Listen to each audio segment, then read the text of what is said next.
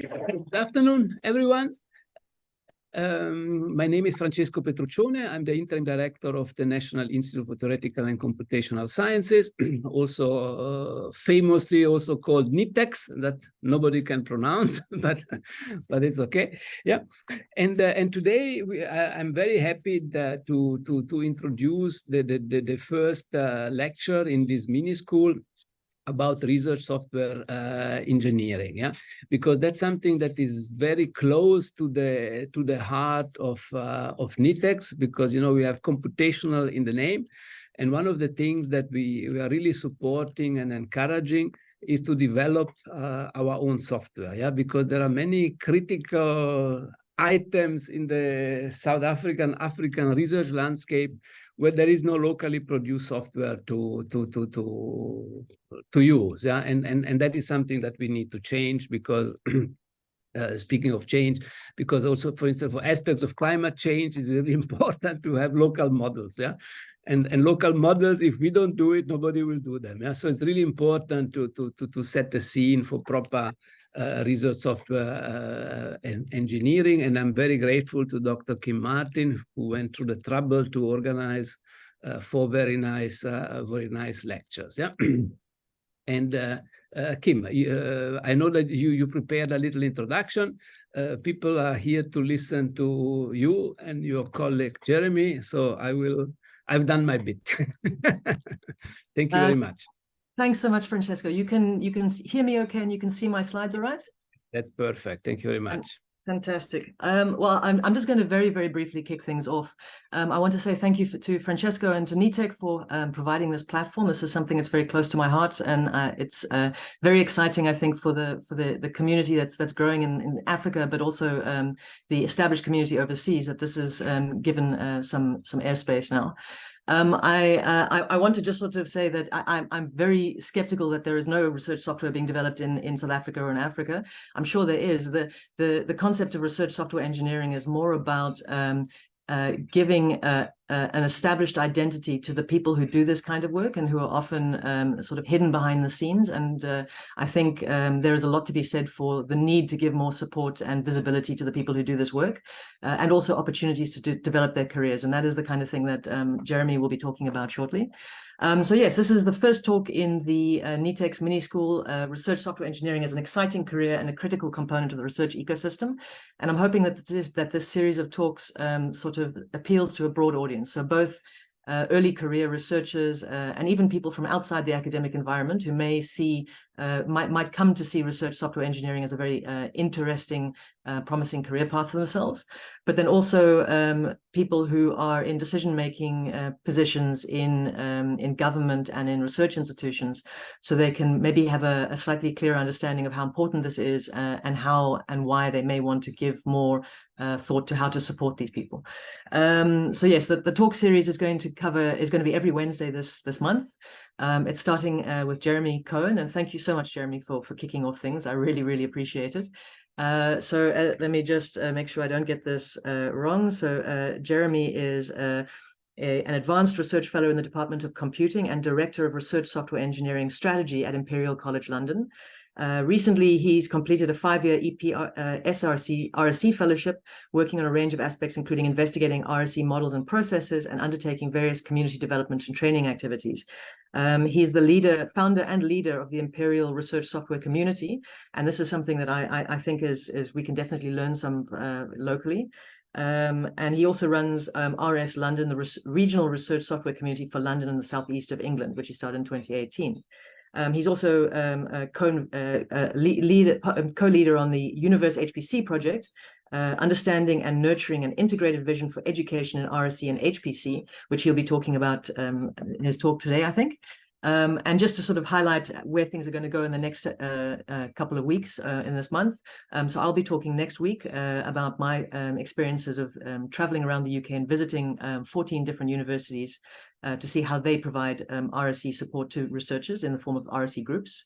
The following week, Dr. Martin O'Reilly from the Alan Turing Institute will be talking about how RSEs operate within the Alan Turing Institute. And then the final week is very exciting. Michelle Barker from the Research Software Alliance will be talking at more high level about sort of policy level things where how RSE could be supported. And just to sort of highlight, this is an opportunity, I think, for South Africans to consider joining the RSE movement in Africa and beyond.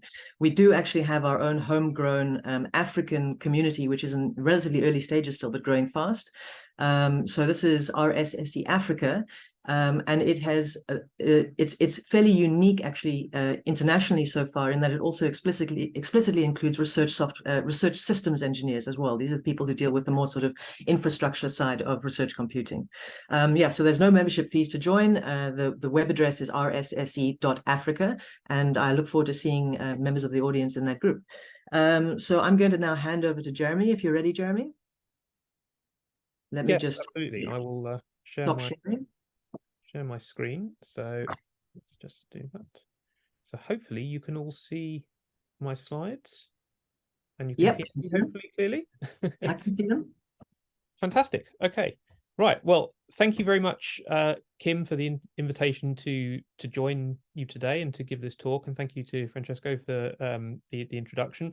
And yeah, I'm really pleased to be here to be able to talk to you about becoming a research software engineer. So I'm going to give you a little bit of background about what we mean when we talk about research software engineers, where the term came from, and where the kind of research software engineering community as it's become has developed from. And then I'll talk a little bit about where research software engineers kind of fit into the research environment and the general research processes. And then go into a little bit more detail about kind of things that you can do practically if you're keen to learn more about research software engineering, if you're keen to get involved in this space, and to develop skills as well, which of course you don't need to be a research software engineer to have technical skills that you can utilize as part of your research. And I'll talk a little bit about some of the ways that you can get access to some of these skills, and look at things in the context also of the Universe HPC project that Kim mentioned, which is a new project that I'm involved with a group of collaborators. So to kick things off, I thought it'd be good to give you a little bit of a general background about where my career brought me to being a research software engineer from. I have a computer science background, and I should highlight, I think, very early on that you don't need to be a computer scientist to become a research software engineer. And in fact, many people in the research software engineering community have come from a very diverse range of backgrounds. We see a lot of people coming from a huge range of different areas. But for me, my background was in computer science. I started out as working as a software engineer and a researcher within Imperial College London at the London Science Centre. And really, I think, realized that partly as a computer scientist, but partly also because I like the technical aspects of writing software, that was something that I was very keen to continue with and to go forward with. So while I did undertake a PhD, that was done part-time, and I was working as a software engineer at the same time. And I guess I was really a research software engineer before the term research software engineer existed. So I was doing work that really mirrors what research software engineers do today, but that term didn't yet exist. And what happened is that as my career progressed, the research software engineering community emerged. The name was kind of coined back in 2012, as I'll give you a little bit of background about in a minute. And subsequently, I was very lucky to go on and receive an award of a 5-year EPSRC fellowship. This was a scheme that was run by EPSRC, which is the funding council in the UK, focusing on engineering and physical sciences. And they I think recognized quite early on the importance of software engineers in supporting the research process. So they took on themselves to fund a bunch of fellowships. There was 3 calls that went out, I think one in 2015, one in 2017, and one more recently, I think around 2020, that funded groups of these RSE fellows who were really being funded to develop a range of processes and practices around the way that software is embedded into the research community and the activities that people who write software in the research community undertake. So as I say, I spent 5 years working on a range of different activities there, and that gave me a huge amount of opportunity to work particularly on community aspects and developing new communities. But there are so many people now in various areas around the world where research software engineering is kind of gaining a stronger profile, getting roles as research software engineers without having these kind of opportunities. And I think that it really is opening up as an area where there is a lot of scope to give yourself the chance to develop the skills yourself as part of your research work, and to sort of take things forward in this area if it's an area that you're interested to move into. So hopefully you'll see through my talk today some more of the kind of opportunities there and the processes that have taken place that hopefully are building the space around software in research and recognizing the value of software in research. So as Kim mentioned in the introduction, and as I said just now, I was doing a lot of work around community. So I started off with Imperial's RSE community back in 2015. And this was a kind of grassroots community. And this was actually a point when I was working as a researcher. More generally, I was not classed as a research software engineer at this point. And partly because I guess as a computer scientist, it's fairly common to do a lot of application of computing technology in different domains, but also partly just because of the applied work that I was doing was very multidisciplinary at the time. I worked with a lot of scientists from a range of different domains who write software, but perhaps didn't have the kind of the opportunity to learn how to write software in a professional way. So they often taught themselves, or they looked up tutorials online or whatever. And you know, that kind of, I think, showed me that there was a lot of scope for these people to meet other people who were trying to build the skills as well from different domains. And so I started this grassroots community really as just as a sort of informal activity, you know, talking to people that I'd initially worked with and then trying to advertise around the institution. And we got a group of people together who were very enthusiastic. And this then from this developed the community at Imperial around research software.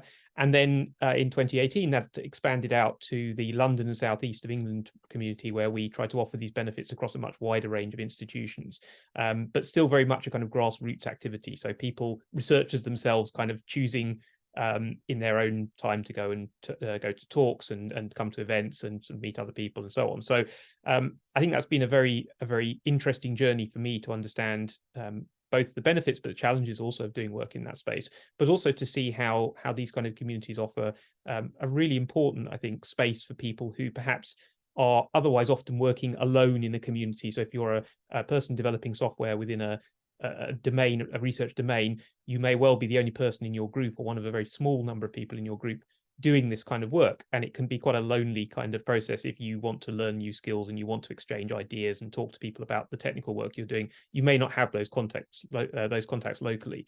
And so the community work has been really interesting in supporting that. And then more recently, as was mentioned again in the introduction, I now have a part-time role as Director of Research Software Engineering Strategy at Imperial.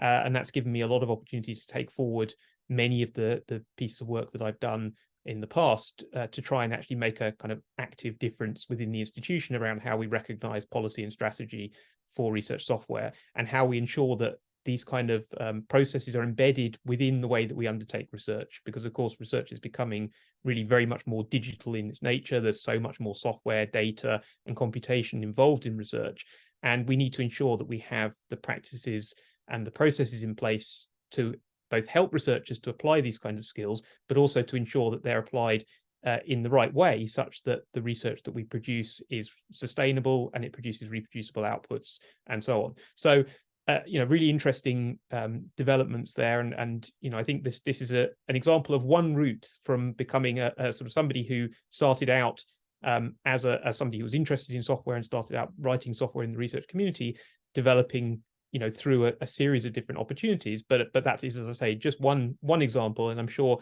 every person who is working today as a research software engineer probably has a slightly different story of how they've got to that position. So following that introduction, I'm going to go on and talk a little bit about the history of research software engineering. So I highlighted that my career has, I suppose, tracked that background in research software, but I'll go through a little bit about where this kind of came from. So the term was first coined in 2012, and it came about as a result of people, I guess, like myself, who were working in the research community doing software related work, but felt they weren't having the support or the opportunity to develop a standard academic career, because of course writing software takes a lot of time. And if you don't have the time to write papers and you don't have the time to publish because you're spending all your time trying to debug your code and make it work properly, then you often lose out. And there were a lot of people who were really struggling with this. They weren't getting the opportunity or the career support that they wanted. And they got together and decided that this was something that they wanted to change. And through this process, the name Research Software Engineer emerged, and it resulted in the setup of the first group at UCL, University College London, in the UK, around about 2013, I think. And that was a group which was focused on providing specific opportunities, careers for research software engineers. So people were not being hired as researchers, they were being hired specifically as research software engineers to contribute technical skills across the institution. And so following that, a number of groups have emerged, I think initially within the UK, but now we see this happening much more widely. And it's fantastic to see how fast the developments are taking place.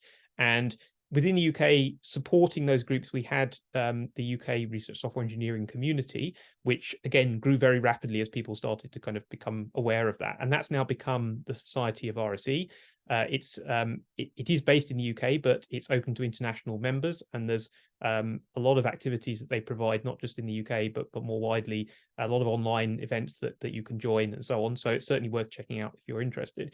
And they have a very active Slack workspace for discussion around research software, technical matters. And I think there's now over 5,000 people signed up there. So it really has grown to be a really impressively large community over actually quite a short period of time. And so, yeah, as I say, there are now communities and associations supporting these kind of activities in at least 7 countries. It may now be more than that. And we see this growing really, really rapidly. And you know, I think that the opportunities are growing all the time. So it's great to see how things are progressing. And I hope you'll find on the following slides some things where there's opportunities for you if you're interested to engage with some of these activities. So what do RSEs actually do? So I've talked a lot about RSE, but I've not actually told you what I think an RSE is. And there are actually many definitions of what an RSE is. So I'm not going to try and give you a very sort of a one-liner definition of an RSE, but instead I thought I'd give you some different ideas from my perspective of what I've seen of what RSEs actually do. And I mean, I have that point at the top that says they help to improve software and technical skills used in modern research, and I think that's probably something that is generally a reasonable statement. But actually within that, there's a whole range of different things that happen. So at the most basic level, research software engineers do build software. They support and undertake research tasks through the development of software, and in many cases they are actively involved in the research itself, because research is now so inherently linked to technical processes and data and software and so on.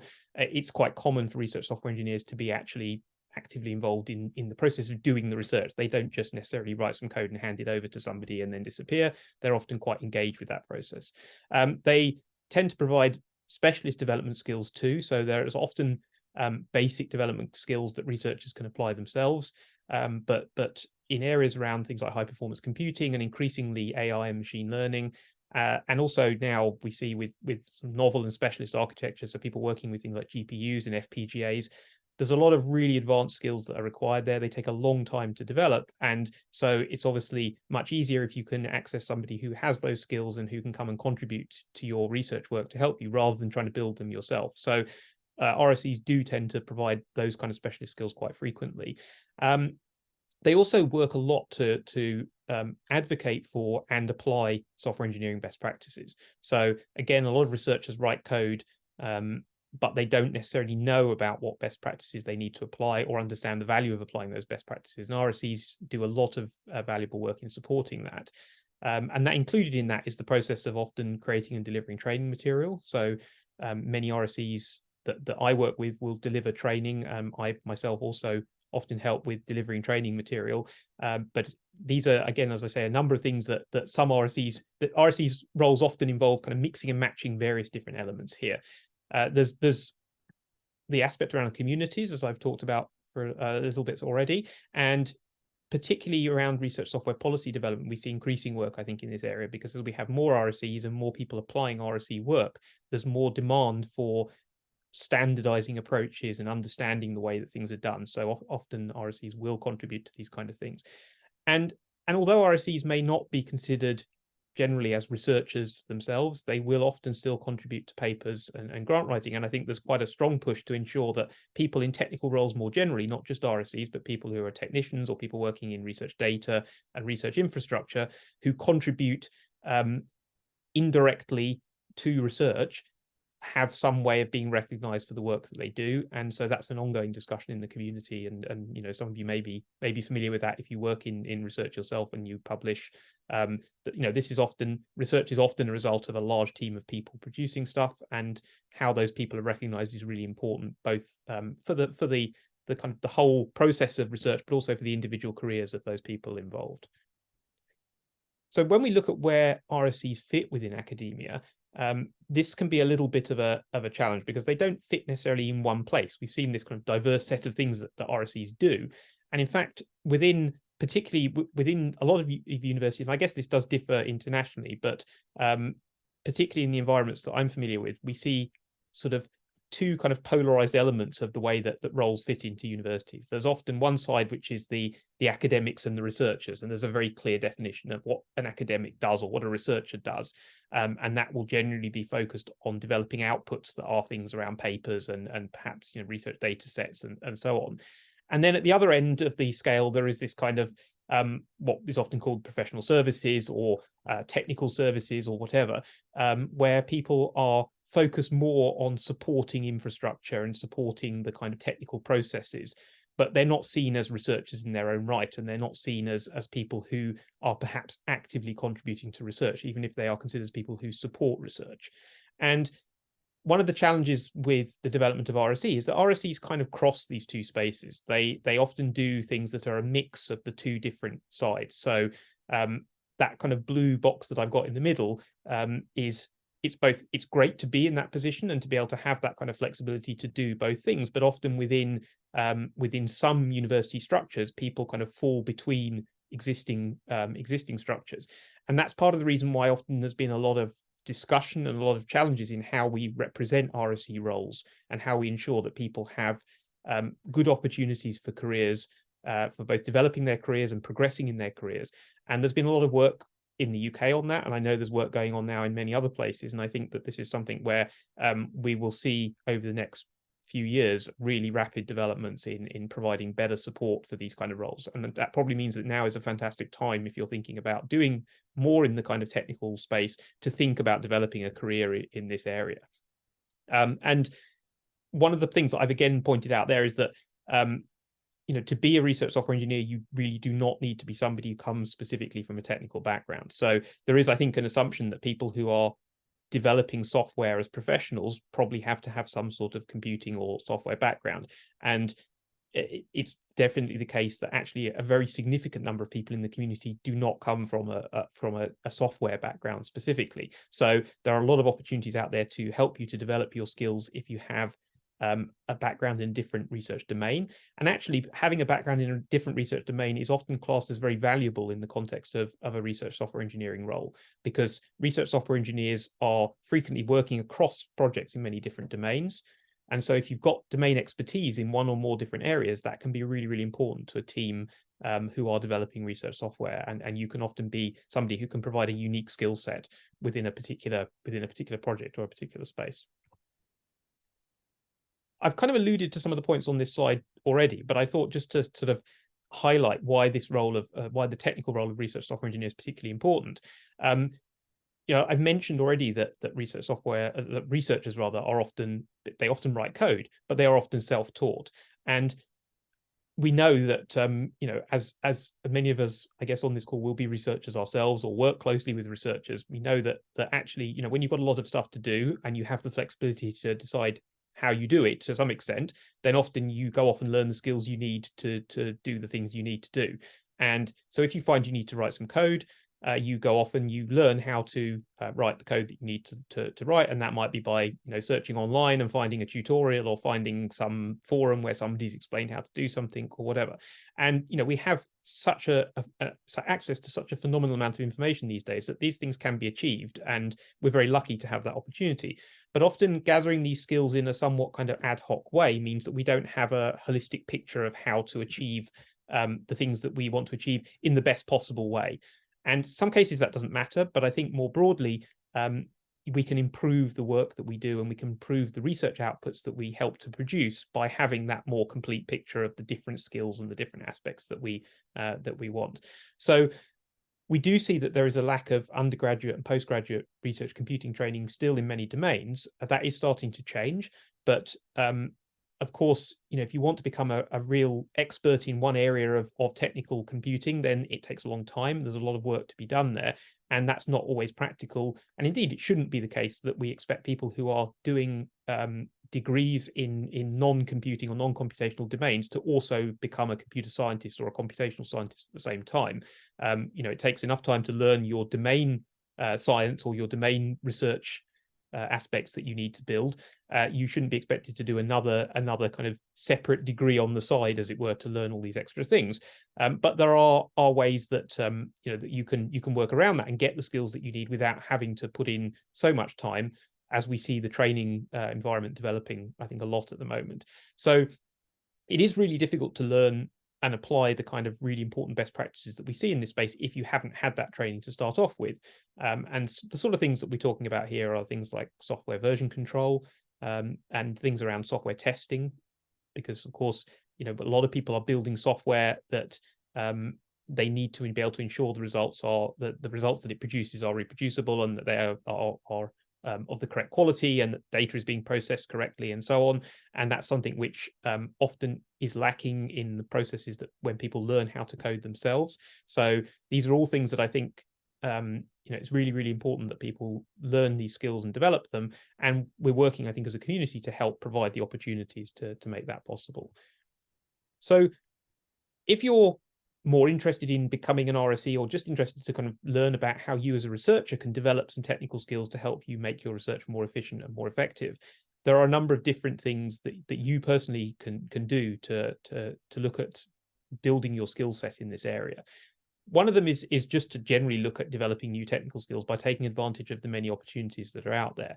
And I've mentioned that obviously, and as we know, there is so much material online, but actually there's now a lot of research software focused material that's out there, and much of that material is things that you can kind of access in a self-learning manner. So there are a lot of courses that are run. A lot of them are online now, so it's very easy to join these kind of things wherever you're based, although of course time zones can be a bit of a challenge, but in general there are opportunities to join courses online. But also much of that material, as I say, is accessible for self-learning. So there's opportunities, and I'll give some examples of those in a minute.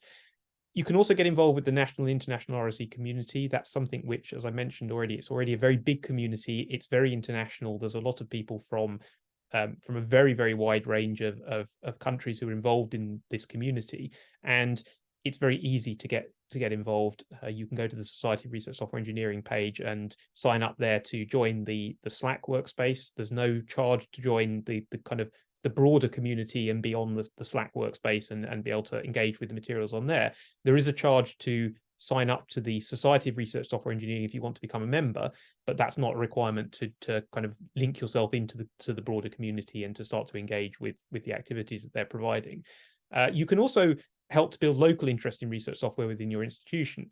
And I think it's really important to highlight here that you don't have to be somebody who considers yourself to be a senior member of staff or somebody who feels that you have a kind of level of experience in this space.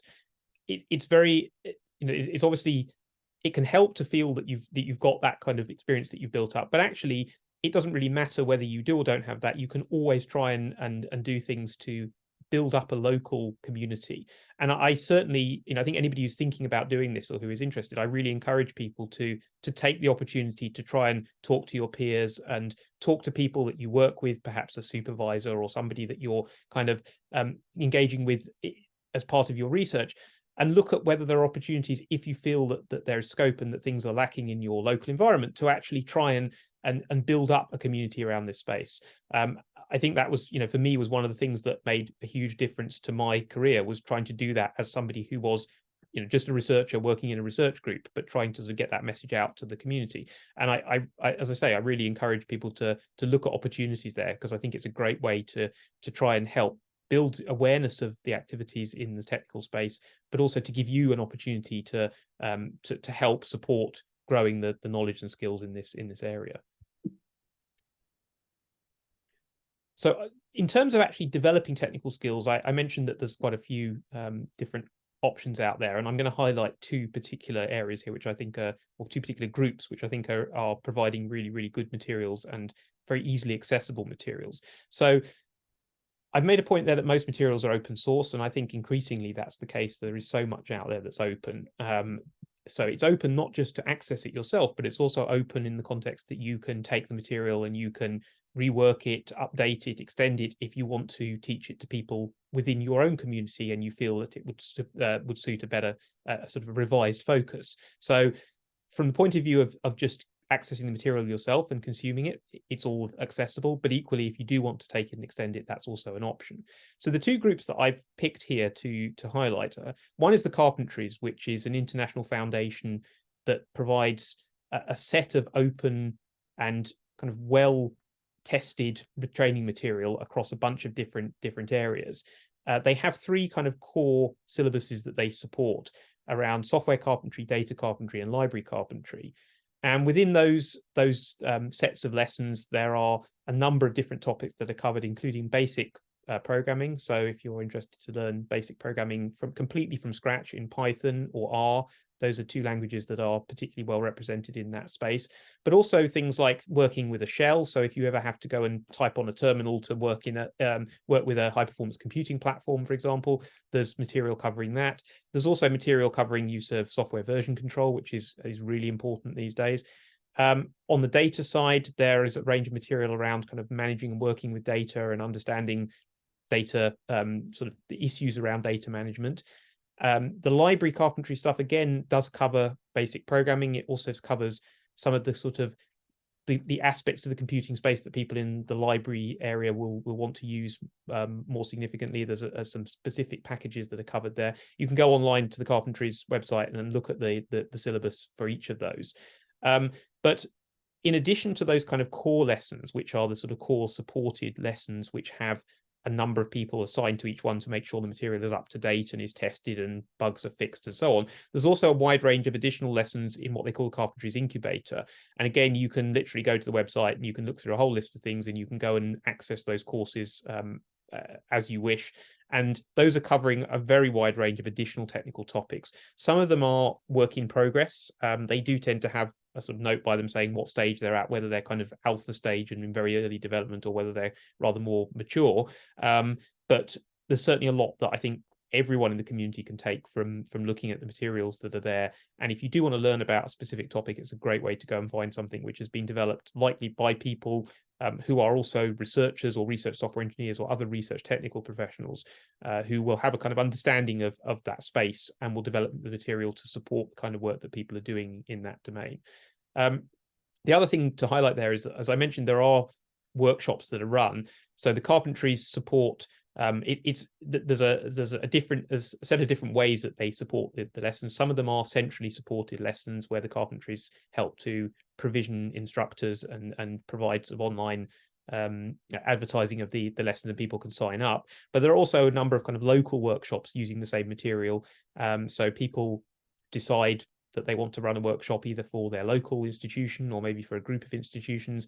And those tend to be advertised either locally, so through communities like the RSEE Africa community or other communities like that around the world, people advertise locally. But also there is a space on the Carpentries website where they advertise workshops that are being held in different places, and you may find that there's something happening in a time zone or region that's convenient for you. So it's worth looking for that. The other group that I'm going to highlight is Code Refinery, and Code Refinery is based in Norway, I believe, but they're part of the kind of Nordic RSE community, which has been growing quite rapidly particularly across Norway, Sweden, and Finland, and they have been developing some material which covers not only the very basics but also more intermediate lessons, and they have some really novel approaches to how they teach the material. So there's some really interesting structures of how they teach the lessons. They provide a lot of online courses, so there may well be opportunities to join those courses, but again, their material is open and accessible, and you can go and take a look, and you can choose to sort of learn at your own pace through that. Moving kind of beyond the basics, one of the big questions is how do you know what to learn? How do you know how to develop a specialist set of expertise in the research software space?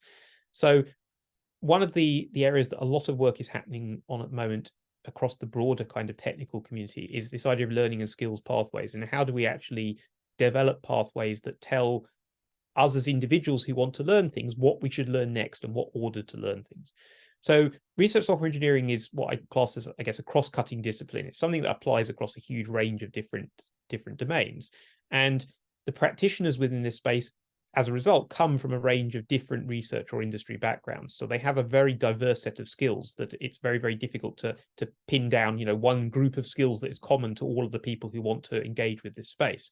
And because of that, we need to provide routes that tell these people how to gain necessary competencies, but those people are joining this space from a range of different starting points. So we need to consider, what are the opportunities given a specific skill set, and how do we provide the people with those routes? So there is work that's going on to try and provide more effective routes to structure these sort of skill development paths. And what we often find is that self-taught developers only learn the skills that they need. And a real challenge here is, that's kind of logical, it makes sense, but a real challenge is that if you only learn the skills that you need, you often miss other parts of the picture that are important to help you get to the next level. And so something that skills pathways can do is to show you which bits you might be missing if you want to move to the next level. And if you've missed those related skills and practices, sometimes things can come unstuck at a later stage if you try to kind of push on too quickly and learn the next level of skills. So this is something that I think is very important, to give people the awareness of the foundational knowledge that they need to develop their skill set in the long term.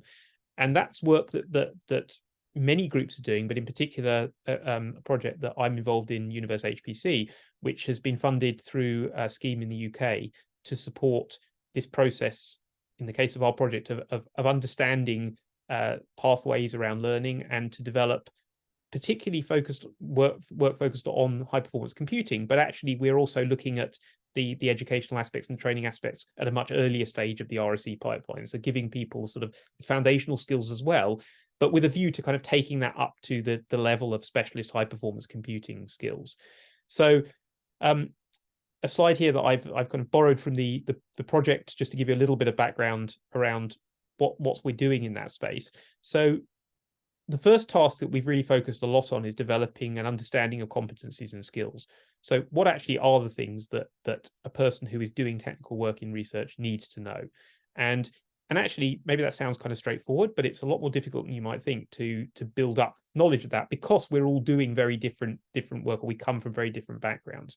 And so we've been doing quite a lot of work on understanding what these competencies are, what the skills are that you need to build up these different aspects, and then where are they being taught already? So where is there already material providing these things, and where are there kind of gaps in the provision? And this is helping us to understand where we can better target provision, but also from the outputs of the project to help others understand where they can contribute to that. So that's then leading us into this process of developing the learning pathways, so defining different curricula around developing skills from different routes and with different aims. So, if you're looking to become a high performance computing expert, that will take you through one route. But if you're looking to perhaps do work particularly in AI or machine learning, you might want to go through a slightly different route and learn a slightly different set of skills, or learn them in a different order. And so that's something that we're doing through the learning pathways. And that's leading us to developing the kind of structures around taught programs or online self-paced learning that we can help to open up to people and give them the opportunities to engage with.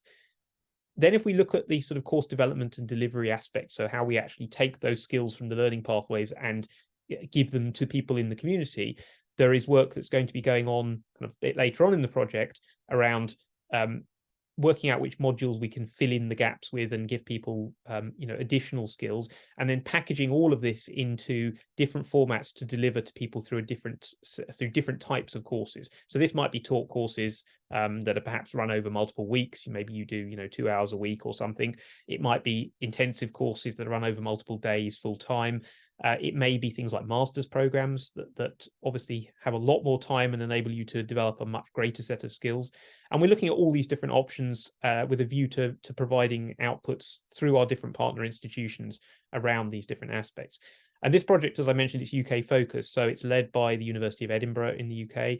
And we have partners at myself at Imperial College, and then University of Southampton, University of Oxford, who are also involved in this. And we're all bringing different kind of aspects to this space of developing this work around training. And I guess the point to kind of highlight at the end of all of this process is that we want to ensure that we can facilitate much better professional networking peer support for RSEs and develop a community around this of maintainers for the open materials, because it's all very well having a lot of open stuff out there, but of course things change.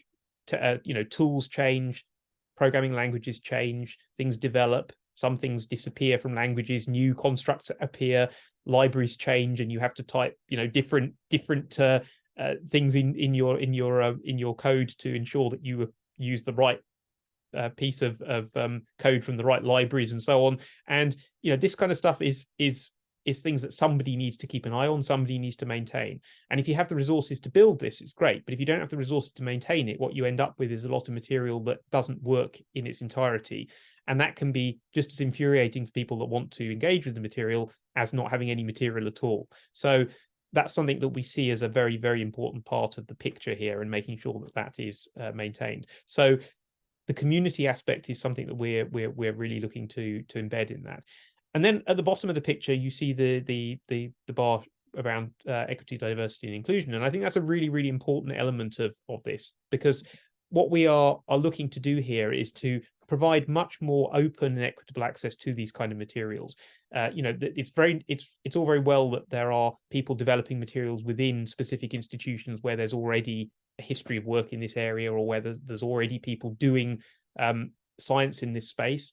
But actually what we want to do is ensure that we can make this material available to a much wider community of people, that we can provide a much wider set of opportunities for people to engage with the material. So I'm going to just begin to kind of come to the end of things here by looking at just briefly some more stuff around communities. And then I'm going to kind of just come back right at the end to that point around the sort of diversity and inclusion, because that's a really important part of this space and the community. So I have mentioned stuff that I've been doing around communities, and I've mentioned the importance of communities. And I think it's important to highlight that communities exist at all levels. There are local, regional, national, and international communities, and there are examples of all of these around the world in different places. And they, in addition to providing this kind of space for people to feel part of a group and to engage with others and to build networks and so on, they do provide a very, very important knowledge and skills exchange space. And they also contribute very significantly to career support and to funding. So, building a community and then having people engaging as part of a community can help to raise the profile of the work that those people are doing. It can help to raise the profile of the areas where there are problems and things that need to be resolved and supported. And a lot of the funding support that's come through, particularly the UK community, has come as a result of the fact that this community has been developed. And so the advocacy that the community has been doing and the work that the community has been doing to support all of these different aspects has led to more funding and led to more support. And that's something that I'm really keen to highlight. And Kim obviously mentioned in the introduction RSSE Africa, and I just wanted to highlight that because I think it's a great example of a kind of a community that's sprung up, I think, relatively recently, but it's developing, I think, really, really well. There's some great, I've seen a lot of adverts for the great seminars and events that have been run through RSEC Africa. And I also think it's really important that it's focusing also on systems engineers, because this is something that we see, this is obviously a talk about becoming an RSE, but actually that there is a lot of other aspects around the technical processes in research that are gaining more profile and need to gain a stronger profile. So it isn't just software, it's also data, it's also infrastructure. And increasingly, there are other aspects of the sort of technical environment that are important in supporting the modern digital research that we see emerging in so many different areas.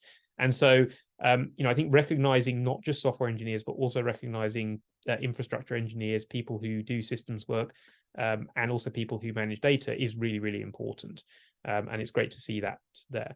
So just to kind of finish off, I think one of the things that I really wanted to kind of drive home, because this has been my own personal experience, is that, when you're working as a researcher or when you're going to sort of conferences and whatever, it's great to be part of a community. It's great to engage. But I think as somebody who was a researcher doing technical work, I perhaps never went to conferences where I felt that it was my core community. I always felt like I was maybe a little bit of an outsider. You know, I'd go and give a talk or something, but there were other people who knew a lot more about the space than I did, because I was doing work that was slightly more on the sort of technically focused side. And what I found, I think, with the RSE community is that, certainly from a personal perspective, it's something that really fits the work that I do. And it was really nice to find a community that, you know, that does fit that kind of that aspect of my experience. But also I found more generally that it's a very open, welcoming and friendly community. And I wanted to, I think, make it clear that if you're interested to get involved in this space, you should feel, you know, very kind of comfortable about having a go and getting involved with the community, because we have a lot of new people joining all the time. It's not a sort of small closed community. It's now become a very large group where there's a lot of activities and a lot of opportunity to engage. And so if you're interested, do feel free to get involved and to come and join some of the events that are online, and to, you know, to engage with that process. I also was going to just highlight briefly the International RSE survey. So some of you may possibly have contributed to that by filling it out, people who are on the call here. But the most recent one was carried out in 2022, and there's been a lot of work to survey the community and to understand who forms the community and what we can do to grow the community and make it more open and provide more opportunities. And that's work that's ongoing, but there's some links there to some work that I and others have been doing in this space. And if you do take a look at the survey results, there's some really interesting outputs there by country, but also more generally as a sort of international picture of how the community has developed and is developing. And just to highlight a couple of things, so there's some materials from a panel session that took place at one of the previous RSE conferences, and there's a link there, and I'm sure we'll make the slides available so that you can access these links later. But also to highlight a seminar series, Diverse, which I'm helping to run, which focuses on diversity and inclusion in research software engineering. And that's something where we're running a series of talks at the moment. We'll have another few talks coming up towards the end of this year. So there's definitely scope there. So with that, I hope I've not gone too over time, but I thank you everyone for listening. Thank you again to Kim and to Francesco for the opportunity to come and talk to you as part of this seminar. I hope you found this an interesting, if rather quick, kind of rush through a bunch of different aspects that can help you to think about whether you want to become an RSE and how you might go about doing so, but also how you can engage with a lot of the community aspects that are going on out there. And I'm very happy to take any questions.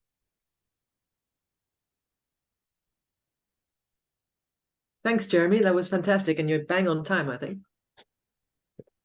Perfect. Kim, will you moderate the questions? I see there's already one in the Q&A. I can do that. So what I'll do then is I'll just read out the questions that have been popping into the chat and the Q&A, and then Jeremy, if you want to try and field them. Yes, So let me see. So potentially this is someone who jumped in a little bit late and missed that early slide of yours, talking about what RSEs do. It says, good day. I'm an applied mathematics student. I have two questions. First question, what exactly does a research software engineer do? And second question, as a math student, what are the benefits from knowing or learning software engineering? Right. So, okay, so that's a really good question. So I guess, so the first part, just to sort of summarize very quickly from the early part of the talk. So what does a research software engineering do? What does a research software engineer do? I think the sort of short version is that research software engineer builds software that supports research. And, you know, much research now does involve a technical element, and research software engineers are a very important part of the process of contributing to that technical element of research. And what that means more specifically is that it might be writing code to perhaps support running of large-scale simulations. It might be to writing code to support processing of data.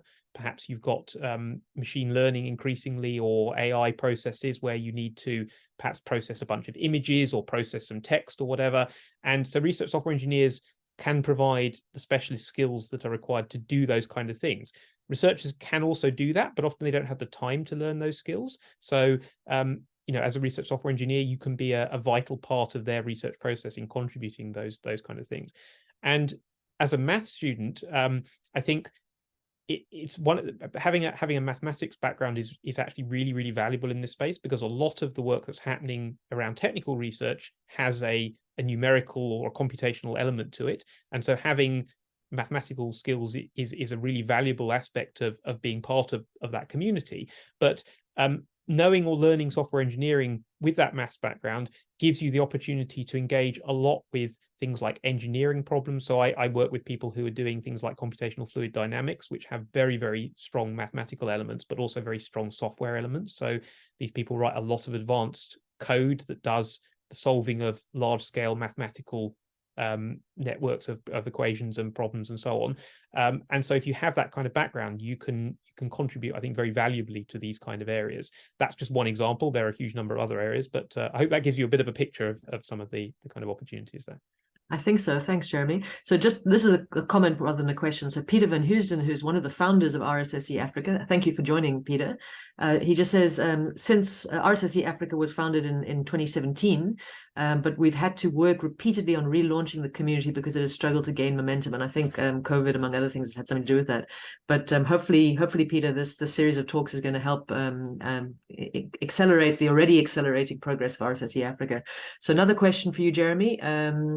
Thank you for this lecture. I'm rounding up my master's degree next month in computing. I would be interested to continue my PhD in RSE. How can I go about it?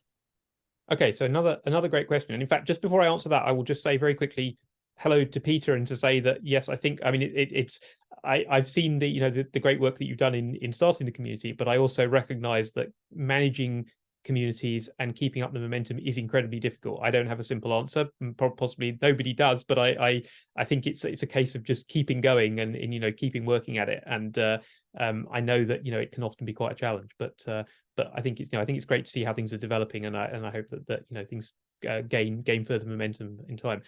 So just to answer the question, I think if you want to continue in the research software engineering space, the kind of, I guess, in the computing space, it depends what area of computing you've been working in, but there are a lot of opportunities for PhDs in kind of applied computing domains. So one area where you can look for PhDs is in areas where you might want to apply specialist software skills into other research domains. And that may be PhDs that are based in a department of computing, but it may also be PhD projects that are based in other departments, particularly in things like in engineering, as I mentioned already. There's a lot of work, but also increasingly in areas like medicine, where there are huge amounts of opportunity for applying computational skills and technical computing skills to support solving really, really significant medical problems. So it may be that it's worth looking in areas outside of computing for opportunities to undertake a PhD that will let you apply your computing skills and grow them, but also to gain some domain skills. But also, if you're keen to stick in the computing space, then to look at groups that are doing applied computing in areas where you can build that kind of network of people in different areas and apply research software skills into other areas, and kind of grow your knowledge and understanding in that space, and potentially also start new communities and build things up around that. So hopefully that gives you a bit of an idea for that. Thanks, Jeremy. So again, someone who potentially came in a little bit late, but I think these points are good to reiterate. Someone says, does one need to have a background in coding in order to start a career in RSE? So the very simple answer to that is no. So I think it obviously, if you haven't done any coding before, then you need to start with learning the basics. But definitely there are many people who have and who are RSEs and have joined the RSE community without any computing knowledge at all, without any coding knowledge, and who have worked through the process of building up those skills and become really significant contributors to the RSE community. So I think there's always an opportunity, regardless of what area you come from. If it's something that you're enthusiastic about and that you're committed to and engaged with trying to build those skills, you can definitely do it. And there are many opportunities in some of the links in the slides that I had for going and kind of learning the basic skills. But equally, I'm sure that through the work that Kim's doing and others particularly in the RSEC Africa community, people can help you to point you in the right direction to kind of build up some of those skills if that's something you're keen to do. Great, thanks, Jeremy. There's a question about what is the relationship between RSE and machine learning ops or DevOps?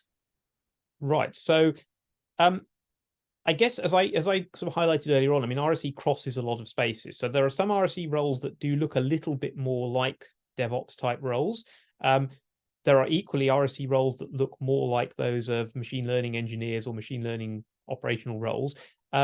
So it's in the same space, but there will be RSE roles that map, I guess, to those kind of areas, but there are also RSE roles that don't map so much to those kind of areas. And what we see, I think, happening is that particularly with machine learning, because there is so much interest and there's so much demand for machine learning across so many different domains, we see a lot of things happening in the machine learning space a bit sort of out of the realm of the RSE space, but that they are related, and there is a lot of scope to bring that stuff back together. It's just a case of, I think, managing the huge interest and demand across so many different areas. And there are many people doing machine learning work who probably aren't familiar at all with the concept of RSE. So I think in time it will all kind of, come together, but there's definitely a relationship, but they can be independent roles as well. So, yeah. Great. Thanks, Jeremy. So this is an interesting question. I would like to know how a research software engineer differs from a software engineer. Right. So that's a really, really good question. It's one that I get asked a lot, and I think many people in the community get asked a lot. I think the simple answer is that the way people write software in research is different to the way people write software in industry. If you write software in industry, traditionally industry software development has a very clear goal and a very clear aim, and there's often a clear specification of what you want to achieve. And so you can go off and build something to achieve a particular task. It may not be right the first time, but you know very, very clearly what it is you're trying to achieve and what you're trying to do. And the processes around building code in those kind of environments are developed over many, many years and are very well understood and are very well structured. In the research space, the challenge that you have is that you tend to find that you don't necessarily know exactly where you're going to end up. And what that means is that you need to take quite a different approach to how you build stuff, because you often have to start building stuff before you know quite what it is you're trying to build. And so you have to do it in a very incremental way, and you have to take a very different structure to how you build it. So while you can apply things like agile processes that are used in industry and so on, the general approach to how you build code and how you think about what it is you're trying to build is very different. And that's where research software engineers, I think, have quite a specialist skill set. They're often people who have that understanding of the research environment, but also have the technical skills to apply that understanding of the research environment into code. Thanks, Jeremy. That's a great answer. We have a question that says, thank you for the nice talk. Could you give some advice on how to identify knowledge gaps, particularly for non-computer scientists? Your comment on learning just what you need and that leading to knowledge gaps really resonated with me, but sometimes it is difficult to identify where gaps may lie until it's too late. Right. Okay. So that's actually quite a difficult question to answer, but also a really nice question. So thank you for the question. So I think in terms of knowing what you need to learn, a lot of that I think comes from looking at what's out there and looking at what exists, as well as looking at what you need to do. So if you come to a point where you're trying to do something in terms of technical work and you don't have the skills that you need, you need to learn something, but you perhaps don't know exactly what it is that you need to learn. And in that context, looking at the many different courses and programs of learning that are out there, particularly through things like the carpentries, going through the stuff that they provide, can help you to get an idea of the kind of structures of what common sets of things there are. So that's one way that you can kind of get an idea. The other way is to engage with a community, because that's actually, I think, a really great way. If you know that there are people out there within a community doing research software stuff, ask people what it is that they think is important that you should learn in the context of the work that you're doing.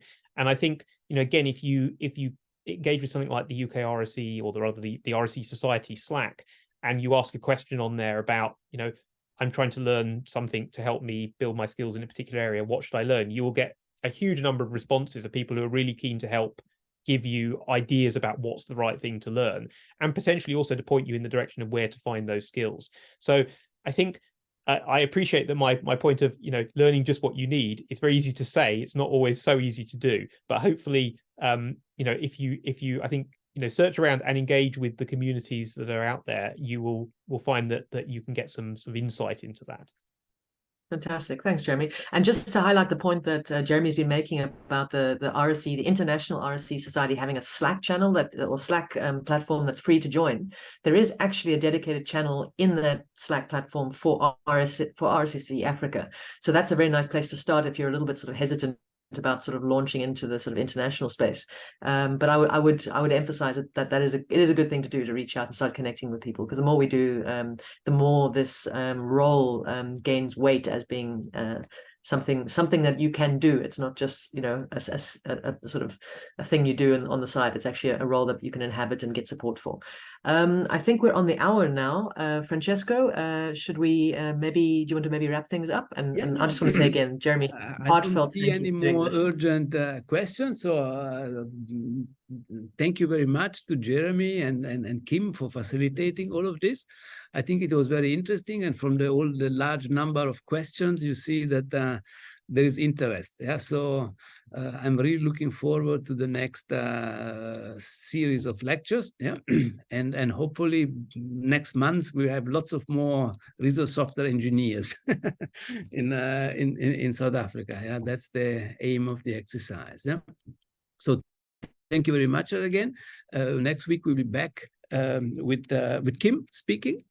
Yeah, so please don't forget to join us again next week. Yeah, thank you very much. Thank you. Have a good afternoon. Yeah, thank you. Yeah, thank you very much, everyone. Bye bye. Thank you, Jeremy. Thank you very much. It was really very nice. Thank you.